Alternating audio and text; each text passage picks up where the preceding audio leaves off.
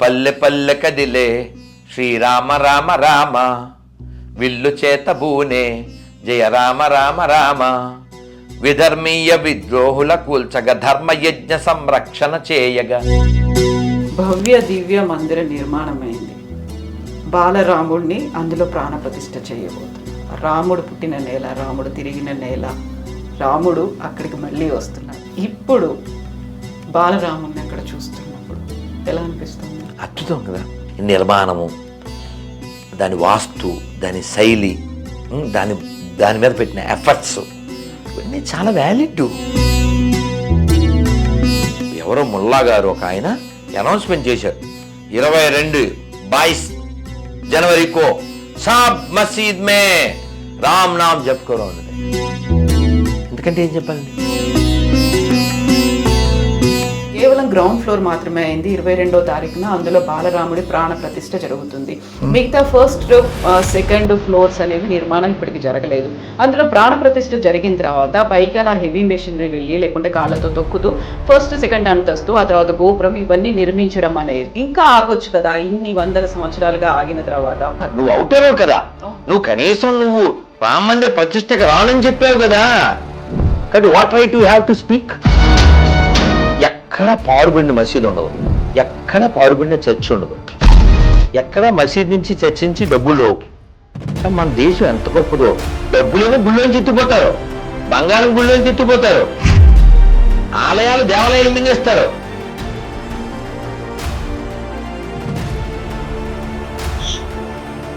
రాముడు చరిత్ర కాదు అనే మాట, అదో ఉక్కిటి పురాణం అనే మాట కూడా ఉంది. మనకు కావాల్సింది బళ్ళు తప్ప గుడులు కాదు అని. ఎవడైతే ఇది వాగాడో in the name of secular, ఆ డబ్బులతో మేము గుడికి వెళితే నీ సలహా ఏమిట్రా సవట? ఆవేశం, కోపము, ఆగ్రహం వస్తే అగ్రెసివ్ గా కూడా మాట్లాడతారు, ఎదుటి వాళ్ళని తిట్టేస్తారు. సిచ్యువేషన్ వేసినప్పుడు వచ్చేది చిక్క. మీకు కేకులో దించడానికి చుట్టక్కర్లేదు, కానీ మీరు గోడలో దించాలి. ఇరగేసి ఇంకో పదం వారాల్సి వస్తుంది. అంతా ఎలక్షన్స్ స్టంట్ గా జరుగుతోంది. బీజేపీ హైజాక్ చేస్తోంది. ప్రతిసారి ఎన్నికలకు ముందు అనేది బీజేపీ ఏదో ఒక నినాదాన్ని తీసుకొస్తుంది. రాముడిని ప్రతిసారి పోనీ వాళ్ళని చేయమండి. ఇప్పుడు ఇలా మాట్లాడే వాళ్ళని మేం కడతాం, రేపు కాశీ మేం కడతాం, రేపు మధుర అని చెప్పమండి. వాళ్ళకి మనం మొక్కుతాం.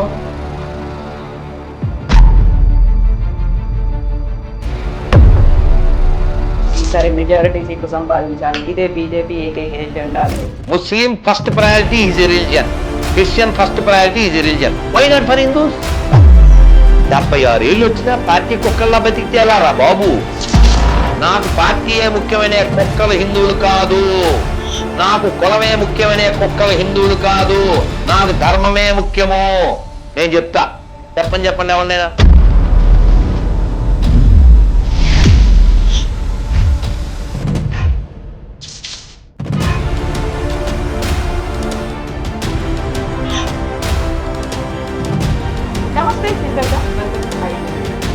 అయోధ్య రామ మందిర నిర్మాణానికి సంబంధించి భవ్య దివ్య నిర్మాణం అయితే జరిగింది, ప్రాణ ప్రతిష్ఠ జరగబోతోంది. అయితే ఆగమ శాస్త్రం ప్రకారం ప్రారంభోత్సవం జరగట్లేదు. ప్రాణ ప్రతిష్ఠ జరిగిన తర్వాత 2-3 అంతస్తుల నిర్మాణం ఎందుకు జరుగుతోంది? ఆగమ శాస్త్రాల్ని అనుసరించట్లేదు కాబట్టి మేము పీఠాధిపతులుగా వెళ్ళట్లేదు అనేటువంటిది మాట వినిపిస్తోంది. దీంతో పాటుగా అసలు రామాయణం అనేది చరిత్ర కాదు, రాముడికి ఎలాంటి చరిత్ర ఉంది, కేవలం పురాణాలను చెప్పినంత మాత్రాన దాన్ని మనం ఒక ప్రాతిపదికగా తీసుకోవాల్సినటువంటి అవసరం ఉందా? ఇవన్నీ మాటలు వినిపిస్తున్నాయి. వీటన్నిటి గురించి మనం మాట్లాడుకుందాం. ప్రస్తుతం మనతో పాటుగా ఉన్నారు రాధా మనోహర్ దాస్ ప్రభుజీ. హరే కృష్ణ ప్రభుజీ. జై శ్రీరామ్. అమ్మ హరే కృష్ణ, జై శ్రీరామ్. ఇది ఫేస్బుక్ల్లో, వాట్సాప్ల్లో, ఇన్స్టాగ్రాముల్లో, లేకపోతే యూట్యూబుల్లో, సోషల్ మీడియాలో ఎక్కువ తిరిగేటువంటి వార్తలు ఇవి. మీరు ఇదంతా గుదిగుచ్చి అడిగారు, చాలా సంతోషం. ఆగమం గురించి ఎవరు మాట్లాడితే బాగుంటుంది అంటారు? కమ్యూనిస్టులు అయితే మాట్లాడకూడదు, ఎందుకని నికృష్టులు, వాళ్ళకి అసలు ఏ మతమో లేదు కాబట్టి. ఇది పాయింట్ 1. అక్కడికి కూడా వస్తుంది. పీఠాధిపతులు ఎవరైతే సర్టెన్ పీపుల్ దానికోసం పనిచేశారో, ఎవరైతే దాన్ని మళ్ళీ పునర్నిర్మాణం చేయడానికి త్యాగాలు చేశారో, నిలబడ్డారో, వాళ్ళు అంత తెలియకుండా చేయట్లేదు. నెంబర్ 1, నిజంగా ఎవరైతే మీరు పీఠాధిపతులు అన్నారో వాళ్ళకి జ్ఞానం ఉంటే, ఇఫ్ ఇట్ ఈస్ సో, మీరు వాళ్ళు అని ఉంటే మీడియా వక్రీకరణ కాకుండా, ఎందుకంటే మనం తెలుసు చిన్నప్పుడు ఏదో అంటే ఏదో బయటకు వస్తుంది కదా, రామ అంటే అన్నట్టు. మనకి మహాభారతంలో చెప్పారు వయం పంచాధికం శతమని. అంటే ఏమిటి? ధర్మరాజు పాండవులు అడవిలో ఉన్నప్పుడు వనవాసంలో ఈ వీళ్ళని ఏమంటారు, కౌరవుల్ని అటాక్ చేశారు. ఎవరు? ఈ యక్షులు, గంధర్వులు. అర్జునుడు, భీముడు చపట్లు కొట్టి కాగల కార్యం గంధర్వులే చేశారు అన్నారు. కానీ ధర్మరాజు ఏమన్నాడు? మరి వాళ్ళకి మనకి జగడం ఉంది, కాదని చెప్పను, కానీ అది అది అది ఎప్పుడు మనం ఉన్నప్పుడు, మనం ఉన్నప్పుడు అది వాళ్ళు 100 మంది, మనం 5గురం. కానీ బయట వచ్చినప్పుడు మనం 105గురం. వయం పంచాధికం శతం. ఇది ధర్మరాజు ఇచ్చిన సూత్రం. నిజంగా మీరు వాళ్ళు అన్నది నిజమైతే, ఇఫ్ ఇట్ ఈస్ సో, వాళ్ళు ఎవరితో డిస్కస్ చేయాలి? ఫేస్బుక్లో అవి డిస్కస్ చేయకూడదు, ఫోన్లు చేయాలి, ఎవరికి సత్యం పర్సన్ చేయాలి. రోడ్డు ఎక్కారంటే అది పబ్లిసిటీ స్టంట్. అర్థమైందా? చెప్పడానికి కుదరలేదు అనుకుందాం. వీళ్ళ మాట వినని స్థితే ఉన్నప్పుడు వీళ్ళు మాట్లాడే ఉపకారం లేదు, వాతావరణం పాడు చేయడం తప్ప కదా. ఇంకో విషయం, భగవంతుడు దయామయుడండి. దయలేనోడు అసలు భగవంతుడే కాదు. ఎవరో మెసేజ్ పెట్టారు, మా దేవుడు నిన్ను ప్రేమిస్తున్నాడని. నేను చెప్పా, నన్ను ప్రేమించకపోతే వాడు దేవుడే కాదు, నేనే ప్రేమిస్తున్నాను కదా మనిషిని. నన్ను తిట్టినోను కూడా నేను సారంట. After just human being. మీ దేవుడు ఎలా ఉంటాడు కదా. కన్నప్ప, భక్త కన్నప్ప నీళ్ళు ఎలా పోసాడు కదా కదా. ఏం పెట్టాడు? నైవేద్యం తిన్నాడు, మాంసం పెట్టాడు. మీరు శ్రీకృష్ణదేవరాయలు వారి అష్టదిగ్గజాల్లో ఆయన పేరు, ఒక కవి పేరు గుర్తులే, ఆయన ఈ తిన్నడ గురించి చెప్తారు. అప్పుడు అలా అడవిలో పడి ఉన్న శివలింగానికి ఇలాగా నోటితో శుభ్రం చేసి ఇలా చేసాడు అని. శివుడు అసలు ఏంట్రా తుప్పుకు బ్యాచా నువ్వు, నోటితో ఊసావు, ఇలా ఏమైనా మాట్లాడా? ఏంట్రా మాంసం తెచ్చి ఇలా అన్నాడా? అసుతోషుడు. భగవంతుడు అంటే సులభుడు, బెదిరించేవాడు గాడు కాదు. ఇది అది కాక రాముడికి సంబంధించిన విషయం టాపిక్ ఇది. రాముడు ఎవరిని క్షమించాడు? ఎవరైతే తన భార్యను ఎత్తుకెళ్ళారో ఆ రావణాసురుడికి ఏమన్నాడు తెలుసా? ఎవరో అడిగారు, ఏమండి మీరు విభీషణుడికి రాజ్యాభిషేకం చేశారు, ఆ సముద్రంలో నీళ్లు పోసేసేసి, ఏ ఊరది, మన రామేశ్వరం పక్కన ఉంది, ధనుష్కోటి. మరి ఇప్పుడు మీరు ఈయన సీఎం అని అనౌన్స్మెంట్ చేశారు, అక్కడ సీఎం ఇంకా చచ్చిపోలేదు. ఒకవేళ ఈ రావణాసురుడు లంక వదిలేసి, సీతను వదిలేసి మీ కాళ్ళ దగ్గరికి వచ్చి సరెండర్ అయిపోతే వాట్ యు విల్ డూ అన్నాడు. అని నోరు తెరవలే రాముడు. ఏం పర్లేదు, అయోధ్య ఇచ్చేస్తా. అది గట్స్ అంటే గట్స్ ఉన్నది ఇచ్చి కొడతాడు.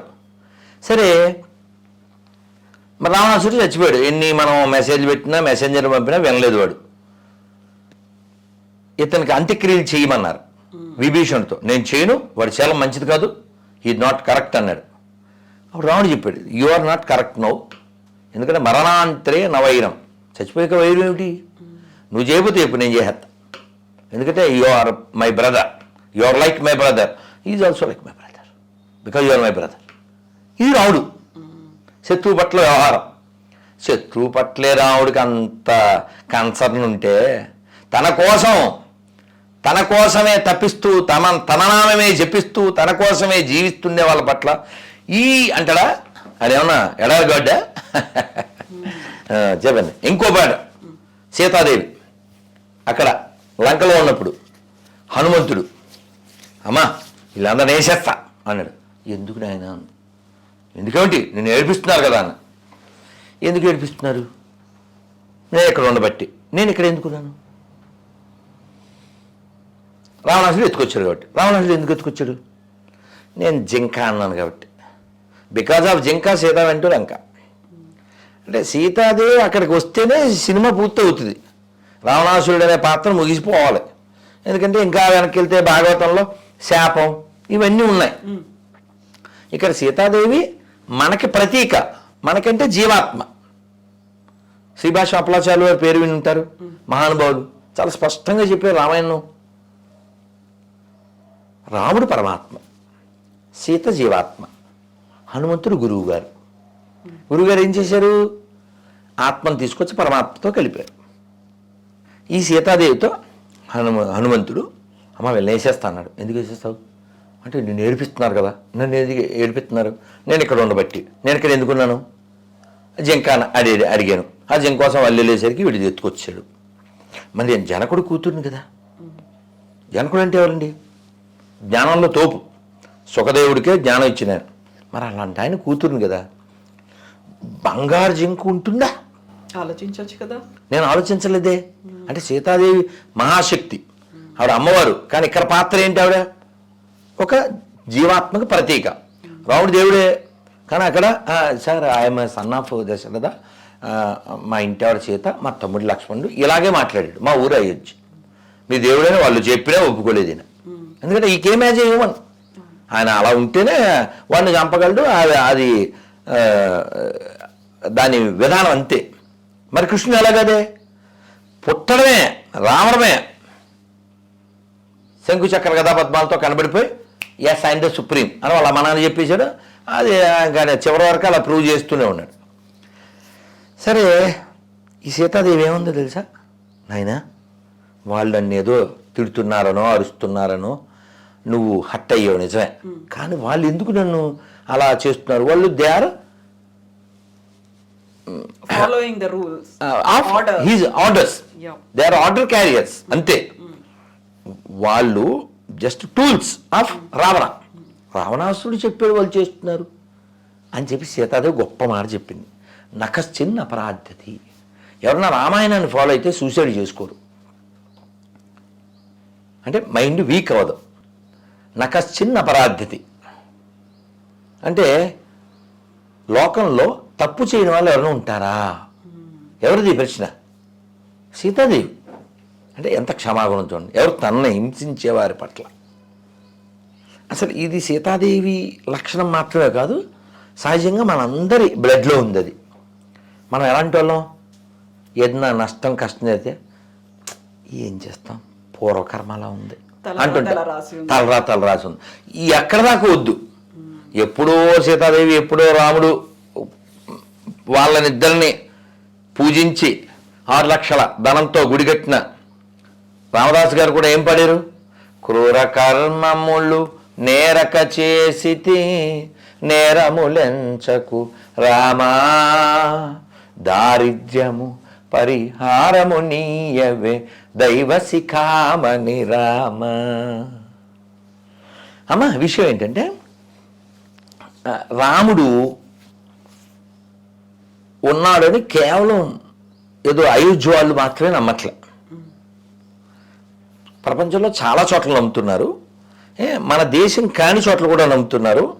మనకంటే బాగా బాలి ద్వీపం, అక్కడ ముస్లింలుగా మారిపోయినప్పటికీ కూడా వాళ్ళ ఇళ్లలో ఇప్పటికీ సీతలు ఉన్నారు. ఓకే, ఇంకో విషయం, రాముడు దేన్ని బట్టి మనం మాట్లాడతాం? రామాయణాన్ని బట్టి మాట్లాడతాం. అలాగే మీరు రామభద్రాచార్యులు వారు ఇదే రామజన్మభూమి అని కన్ఫర్మ్ చేసిన వ్యక్తి పుట్టు అంధుడు. కోర్టుకు వచ్చి సాక్ష్యం చెప్పారు. ఎలా కన్ఫర్మ్ చేశారు మీరు అని అడిగితే, ఆయన ఋగ్వేదంలోంచి ఒక ఉదాహరణ ఇంకా మిగిలినవి చెప్తూ, చూడండి సరయూ నదికి ఎంత దూరంలో ఉంటుంది అని చెప్పారు. కోర్టు ఇంకొక మాట్లాడడానికి లేక తీర్పిచ్చారు. ఇంకోటి, పోనీ రామాయణమో లేకపోతే ఇంకోటి నువ్వు ఒప్పుకోకు కాసేపు, ఈ దేశానికి బాబర్కి ఏంటి సంబంధం? బాబర్ ఈజ్ డొకైట్, దొంగడు. Tughlaq dacoit, Timur dacoit, Tippu Sultan వాళ్ళ నాన్న dacoits who ruined thousands of temples. ఇప్పుడు దొంగోడికి మాకు సంబంధం ఏంటి? వాడి మతం ఏదైనా సరే, మందు మీ తమ్ముడు కొడితే ఏంటి, మా అన్నయ్య కొడితే ఏంటి, ఇద్దరు దొంగలే కదా. అది